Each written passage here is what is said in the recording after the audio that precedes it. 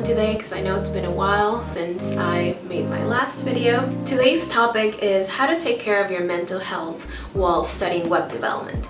But actually, tips that I'm gonna mention can be applied to when you're studying anything.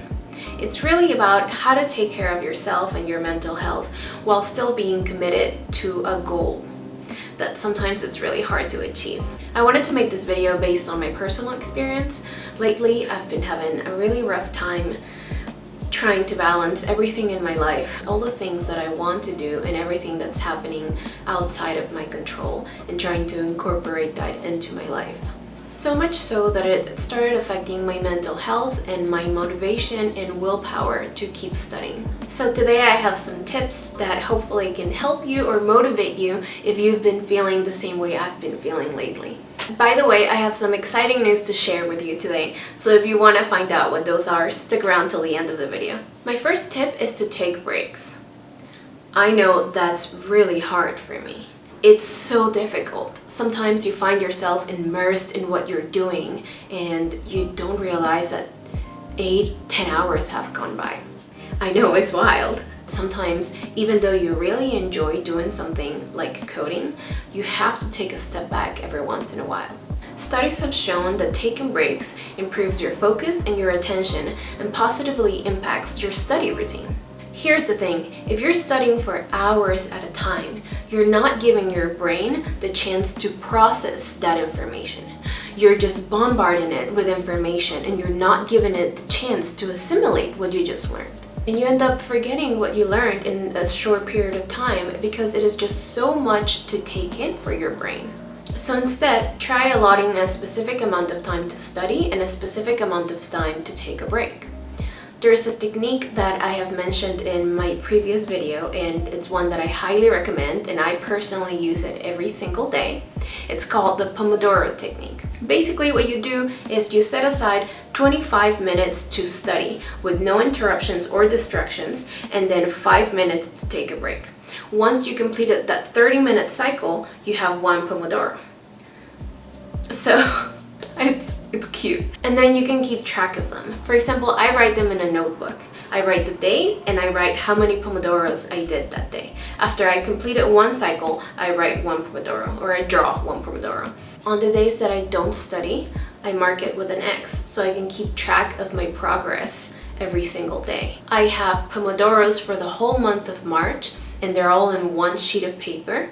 So it's really nice to look back and see how much you've progressed throughout a month or a year.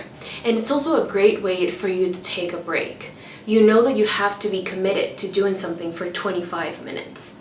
It's like a little goal that you have to complete, and then you have 5 minutes to take a break, and there's no cheating. You can't code or do anything code related in your break. You have to take a break. And then you go back and do another 25 minutes, and you just keep going until you're satisfied or you want to take a longer break. I believe that taking breaks can really improve the quality of our study time and improve the way that we intake the information that we're trying to retain. My tip number 2 is to exercise. Now, this doesn't mean for you to do a very rigorous exercise routine. It just means to move your body. Whatever feels good to you, whatever that means to you, whether it's going for a walk if you're able to. I know these are hard times. Maybe you have some sort of like elliptical machine or a stationary bike at your home. Maybe you like watching yoga videos. I know I enjoy that. Anything that makes you feel good, that makes you move your body, that makes you feel refreshed would be good. Exercising makes you release endorphins in your body, which reduces your stress levels and makes you happier, therefore giving you more energy. So exercising will not only make you feel better, but it will also make you think, learn, and remember things better. It's sort of like jump-starting your brain to tackle a new study session. Now, it is important to note that you should work out after you have studied, because you want to use your willpower and your energy that you have in the morning to study and get done the things that are really hard for you to do.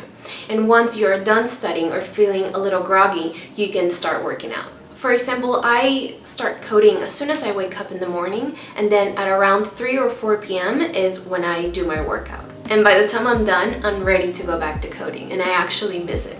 It's kind of weird. I actually think about coding while I'm working out. Not all the time, but has happened a few times. My tip number 3, it's sort of 2 tips in one, is to make a plan for the day and to break down bigger tasks into smaller tasks. So to make a plan for the day, you can do it the morning off as soon as you wake up or the night before. It's your preference. But basically, do a list of very achievable, specific, and realistic goals that you want to achieve for that day. For example, instead of writing down learn React, you would write down watch 2 hours worth of React videos. Instead of writing down finish portfolio website, you would write down add styling to a paragraph in my component. They have to be goals that you believe you can finish the next day. Don't overextend yourself and don't underestimate your power. These are goals that you can finish the day of. They help you keep yourself more accountable, and then you feel great once you get them done for the day. And then you do the same thing next day and the next day, and the next thing you know, you're on a roll. My pro tip here is to prioritize the goals. So once you wrote down your goals for the day, I think a good number is 3 to 5. That's usually what I do. Write down what is the goal or what is the item in that list that you absolutely must do that day. Something that can't go on another day. On the flip side, what is the item that you want to do but not something that you absolutely must do? So for example, one of those things would be, like I mentioned, watch React videos, and then maybe adding the styling to your portfolio is something that you want to do, but you don't have to do that day. So once you arrange them by hierarchy, you can tackle the thing that is the most difficult for you and that requires the most willpower out of you first. And then you just keep going down the list. It just makes it easier for you to work that way. My last tip is meditating. I know that meditating can be a little bit overwhelming, intimidating, and hard for a lot of people. I find that meditating helps me put things into perspective. I am no longer just immersed in the moment and in my life and the things I have to do and the things that are left to do that I haven't done yet. I am just where I am. And sometimes I feel that way before meditating, and I take some time for myself just to be with myself and sit, and I feel much better afterwards. So it's something I highly recommend for people who are studying web development. It is so hard to become so overwhelmed with everything that you have to study and everything that you have to learn that it's a great luxury to be able to take a step back and give your mind a break from all the thinking and the to-do lists that you have to do. There is an app called Headspace. This is not sponsored. Maybe you've heard of that app. A lot of people use it. I've used it in the past. I think it's a great app for people who are trying to get into meditation and don't know how. They are very nice, not long guided meditations that you can do anywhere. It's not something that requires a lot from you. They're pretty straightforward, and maybe you should check them out if you're interested. I would like to add that it is important to take time for yourself. I know that there's a lot of people out there that feel the same way I did, that there is this goal that you have to achieve and you're willing to go without sleeping for days as long as you get to learn what you have to learn in order to become a web developer. I think that the goal is attainable and it's still there, and you don't have to hurt yourself in order to get where you want to be. You can be committed and disciplined and be where you want to be without it affecting other areas of your life. I started not taking care of myself a lot, and that made me feel really down. And again, with everything that's happening, it just feels like it has intensified even more. So I made a decision to give myself a day to do whatever I want, and it just made me feel so much better. Once I took a step back, I was able to create a more realistic routine for myself and to actually enjoy it.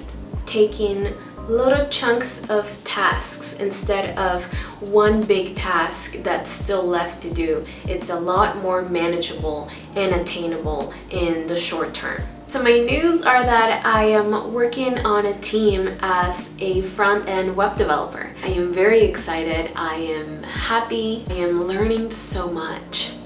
Now, I am not being paid for my work. It is a startup and they offered me some equity in the company and perhaps the role of a co-founder. So I accepted it. I work about 15 hours a week. I'm building their front end with React and Material UI. I work with 2 other front-end web developers, and then there is a team of back-end developers and the founder himself. I am really happy. It's a great experience. I am learning how to work in a team with developers. I am just very grateful for the opportunity. I am learning a lot and I can't wait to see where it goes. So I really hope that these tips have helped you even a little bit. If there's just one takeaway that you can have from this video, then that would make me happy.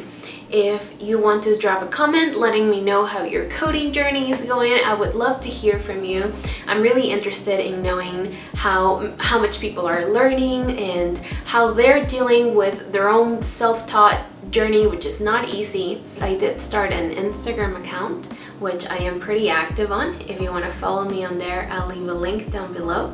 I really hope that you're staying happy and healthy out there while studying. I will see you on my next video. Bye.